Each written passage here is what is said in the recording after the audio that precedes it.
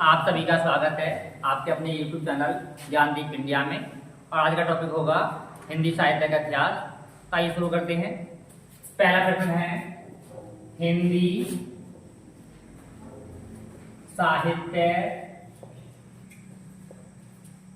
को कितने भागों में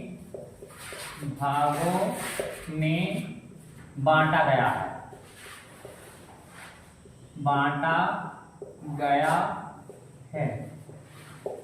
तो पहला प्रश्न है आपका, हिंदी साहित्य को कितने भागों में बांटा गया है? तो हिंदी साहित्य को दो भागों में बांटा गया है। नंबर 1 काव्य साहित्य,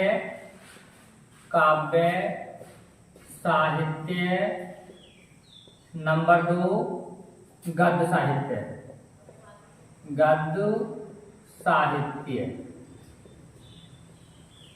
तो इस प्रकार से हिंदी साहित्य को दो भागों में बांटा गया है। नंबर 1 काव्य साहित्य और नंबर 2 गद्य साहित्य। तो काव्य साहित्य को हम पद्य साहित्य भी कहते हैं। पद्य साहित्य क्या कहते हैं? काव्य साहित्य को पद्य साहित्य। अब स्टार्ट करते हैं प्रश्न नंबर 2। तो प्रश्न नंबर 2 है कि काव्य साहित्य को कितने भागों में बांटा गया? काव्य साहित्य को कितने कालों में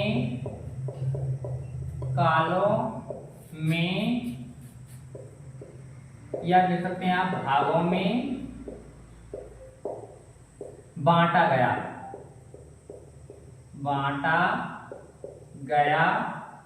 है। तो प्रश्न नंबर 2 है, काव्य साहित्य को कितने कालों में बांटा गया है? तो काव्य साहित्य को 4 कालों में बांटा गया है। तो नंबर 1 आदिकाल,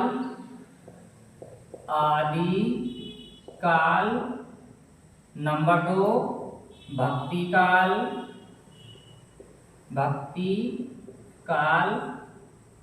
नंबर 3 रीतिकाल, नंबर 4 आधुनिक काल।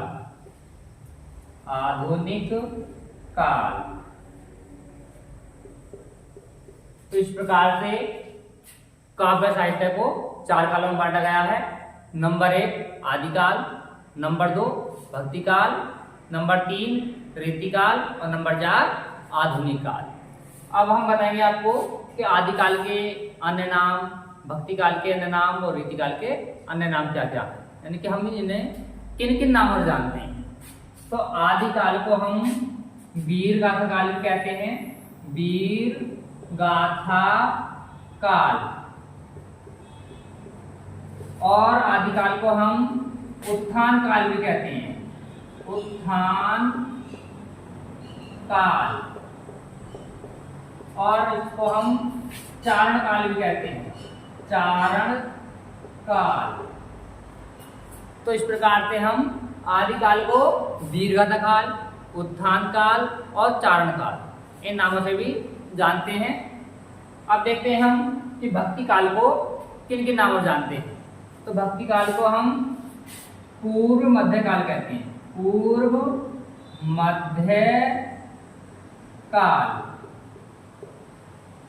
मध्य काल। और इसको हम स्वर्ण युग भी कहते हैं। स्वर्ण युग। तो भक्ति काल को हम पूर्व मध्य काल और स्वर्ण युग के नाम से जानते हैं। और आता हमारा रीतिकाल। तो रीतिकाल को हम उत्तर मध्य काल भी कहते हैं। उत्तर मध्य काल। और इसको हम श्रृंगार रस भी कहते हैं। श्रृंगार काल।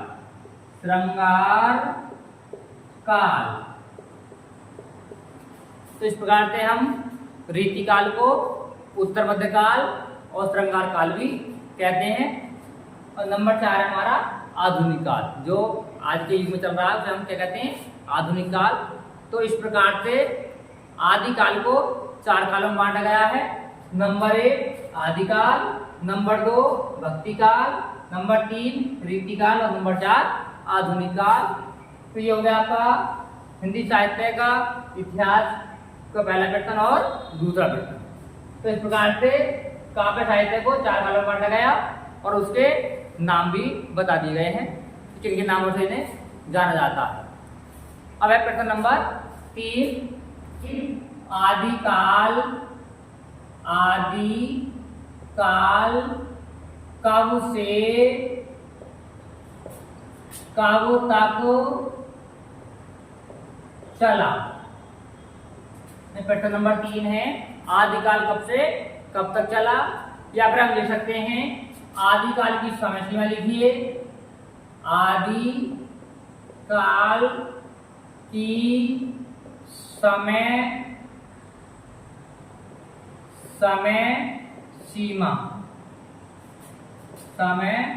सीमा लिखिए। या लिख सकते हैं आदिकाल की समय अवधि बताइए। समय अवधि बताइए। समय अवधि बताइए।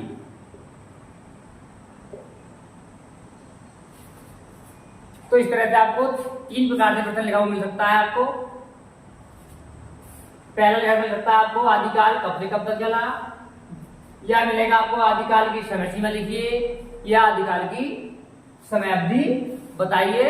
तो इस प्रकार से आपको प्रश्न लिखा हुआ मिल सकता है और इसका आंसर आप लिखेंगे कि आदिकाल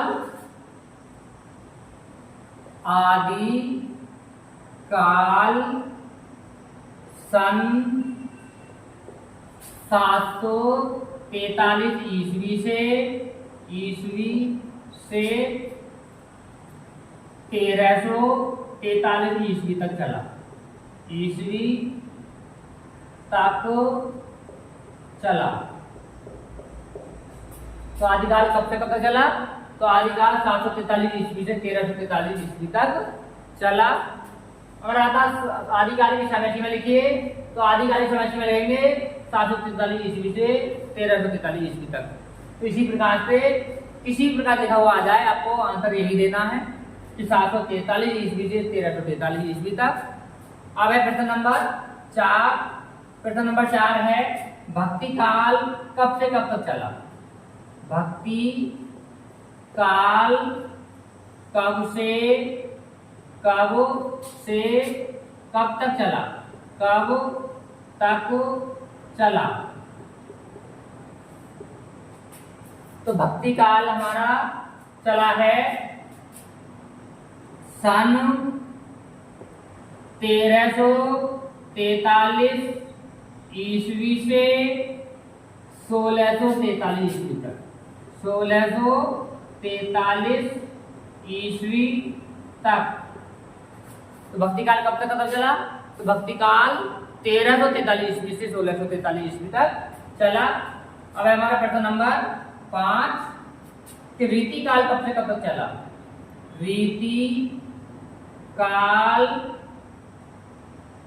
कब से कब तक चला? तो रीतिकाल हमारा सन 1643 ईस्वी से 1843 ईस्वी तक चला। 1843 ईस्वी तक चला।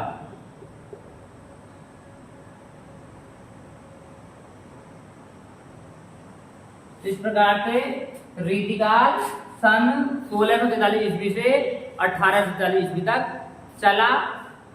अब आता है प्रश्न नंबर 6 कि आधुनिक काल कब से कब तक चला? आधुनिक काल कब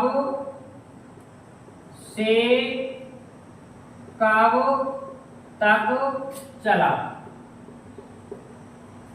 तो आधुनिक काल सन 1843 ईस्वी से निरंतर, निरंतर ले सकते हैं या अब तक ले सकते हैं या आज तक ले सकते हैं। तो आधुनिक काल हमारा सन 1843 ईस्वी से निरंतर यानी अभी चल रहा है।